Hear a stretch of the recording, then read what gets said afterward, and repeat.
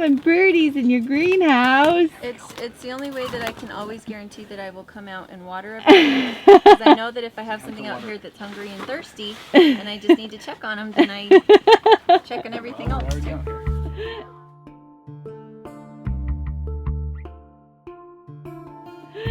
That's great. It's kind of an insurance policy. Oh, that's good. Know thyself. Yeah. Otherwise, I always care about the animals more than I care about the plants, which is probably not the best way to go about it. But I have a little bit of a radish peeking. Did you see? No. Baby. Oops.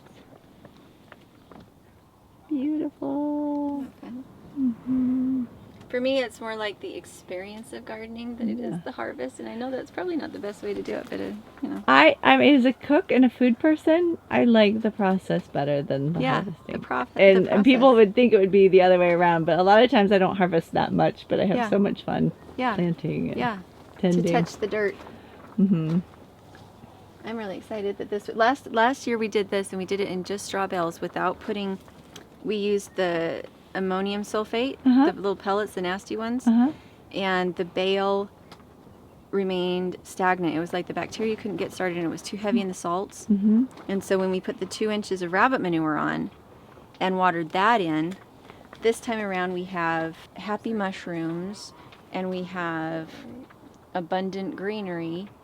And it was like without that actual bacterial start from the rabbits, the bales couldn't decompose enough for roots to be happy in them, you know? Right. Oh, yeah. Because these Still ones... too much carbon. Yeah, too much carbon.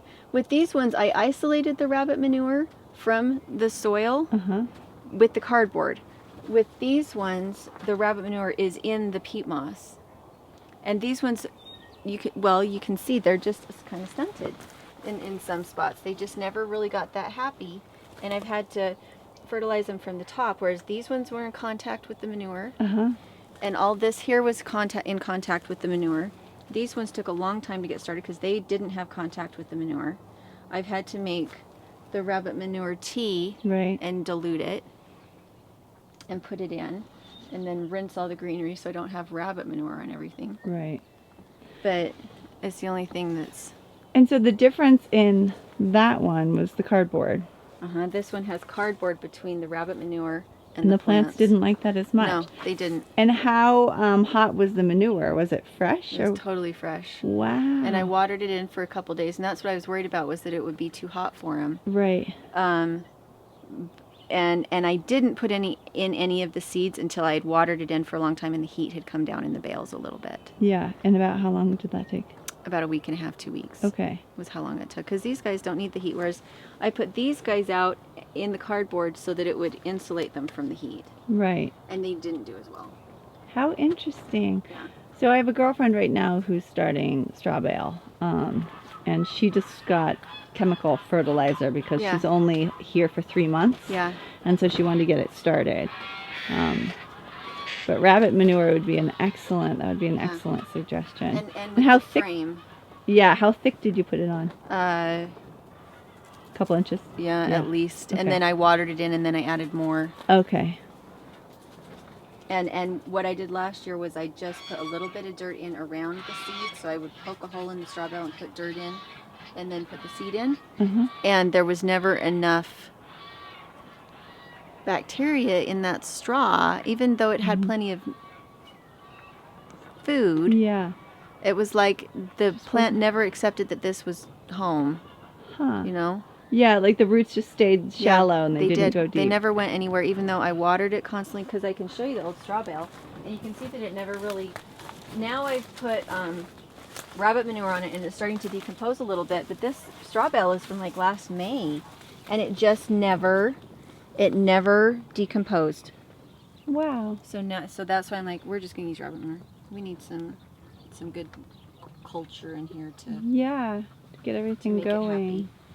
So the only reason that we did this was that we don't have soil, we have cobblestones with tiny, tiny bits of silt in between. Okay. And good potato dirt. Right, it's good potato dirt, but it will not absorb water. It doesn't matter how long you have water in that hole, it will not let the water in. Interesting. And so if you don't have this much mulch on top of everything, plus some kind of animal manure to help break the carbon down, Yeah. nothing will grow at all. Yeah. Nothing will grow. And so this was to isolate my plant roots from my nasty, toxic, icky soil. Got ya. But we have built 8 inches of topsoil in our backyard Yeah. where we have the deep mulch. Right. And now you have to dig down 12 inches to find a rock. Yeah. Wow. But it took 4 years. Wow, but still, like, Yeah. I mean, that's a lot of work. I know as a gardener who Yeah. has built soil, because I didn't have plantable, Yeah. growable soil either. But it's pretty amazing process. It is. And how much do you add every year, like in terms of straw and manure and just additions? We never add any manure in to the backyard because the ducks. The only place that I add manure is somewhere that the ducks can't get to, and so then I use my rabbit manure as a mulch because our soil is just so sterile and it's never too hot for anything. Wow. It's just a couple inches of rabbit manure. Wow. Anywhere that we haven't been able to do that, nothing has thrived. And then you straw mulch. Any kind of mulch I can get. Okay. And so we add about 4 tons of straw to my backyard every year. Wow, that's amazing. It is. And yet... And how do you help break that down? Just the ducks, and that's enough? Just the ducks. Wow, Julianne. Yeah. And it doesn't work with chickens because they stir it up so much that it starts to disintegrate. It blows away. It moves away. It dries the soil out. Yeah. And so we tried chickens for a really long time, but they moved the mulch too much. And the thing about the ducks is that I put cages over what I don't want them to eat, and because they eat all the slugs out of the pathways, I never get slugs into the beds. Wow. And so with like strawberries and stuff, the ducks can't get to the strawberries, but neither can the slugs because the ducks ate everything out of the pathway.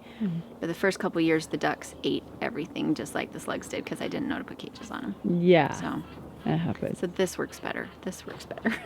We do keep a couple chickens because they go through after the ducks and stir it up just a teeny tiny bit so that all the gunk from the ducks get worked into the mulch rather than being on the surface everywhere. And if you don't have chickens to stir it up just a teeny tiny bit, then the ducks are a slimy mess. Yeah, It's really, really gross. That sounds like a perfect system. It took a really long time to figure it out. It was crying a lot when at the beginning we just put straw on around trees, and you had the pesticides and the herbicides that were in the straw that were poisoning the soil on top of everything else, and then you had the fact that it was carbon, and we didn't understand at that time that you have to put the water in before you put the mulch on. Gotcha. Because otherwise mulch can't hold in moisture that's not there. It has to be there first. So it was process. Yeah. And it's sad because when you have like 1.5 acres and you can't fix all of it, you know how to fix it, and you're like, well, it would take 700 tons of straw and mulch to put that much mulch everywhere. Because even in our pastures, the places we've been able to put deep mulch in, we don't have to water those pastures. We still have grass that comes up, even though we don't have a lot of rain in a year. Fantastic. But who can put down that kind of mulch? 1.5 acres with 5 tons per. How big? About 1/10 of an acre. So 5 tons of mulch for 1/10 of an acre. It's a lot. Amazing. It is. It's a process. It is. It's a process. And if you move, you lose it and have to start over again wherever you started, right? And relearn your new dirt, which is hard. So. I always say I'm a dirt farmer first. Yeah. I cried when I left my last house because I couldn't take my dirt with me. Did you bring a little jar of it? Like I didn't. Jar? But I go back and visit it. Yeah. I do. I go back and I say, can I go look at my peach trees? Can I go look at my cherry tree? Do you mind if I just go back and peek? Yeah. And nobody's been creeped out by it yet. They all thought that was like... That's so sweet. It was. Yeah. It was pretty fun. But your dirt. It's the one thing I worry about is that somebody will come in and put a lawn over it and start putting ammonium sulfate down and kill all my worms and... Yeah. All my bacteria and remove my mulch and undo your whole process. Well, Egyptian walking onion. Thank you. I'll think of you every time I eat one. Right? Well, and they're so good because they come up so early that you can use them in like omelets and stuff. That's wonderful. So I love them. I haven't tried the greens yet so much. I bet they're good.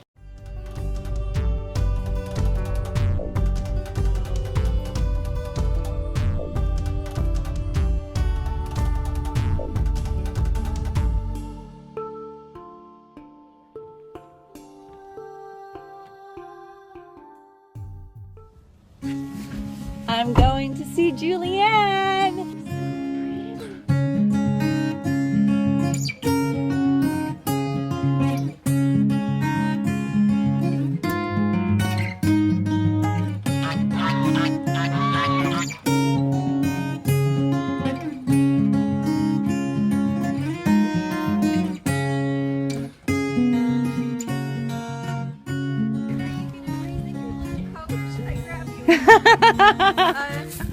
A bigger parka. I think I'm okay. It's so cold. It is cold. I feel like I'm just about to. Hi, cutie. Oh, I love being in your hibernation. space. It's yeah. I don't Sleeping. love me regardless. I love it. Everything. And one of our mutual subscribers wanted you to have something, so she mailed it to me. What is it? Some stuff for you. Oh, how fun!